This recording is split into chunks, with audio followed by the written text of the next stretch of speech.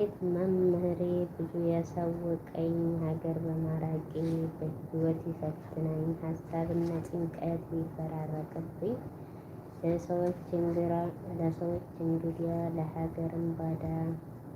ቢሆንም ቢከብደኝ በቋንቋ መግባባት ከቶም ቢቸግረኝ ምንም ባላቅበት መልመድም ቢከብደኝ ደግሞም ቢያስቸግረኝ ስደት መምህሬ ብዙ ያሳወቀኝ ስደት መምህሬ መሆኑን አልክድም ስቃይን ባሳልፍ አግኝቻለሁ ጥቅም ጊዜ ሊጎሰቁል እድሜ ቢሄድም ስደት መምህሬ ነው እኔ አልናደድም። እስኪ በጥቂቱ ትንሽ ላስረዳችሁ አረበኛ ቋንቋ መናገር ልምዳችሁ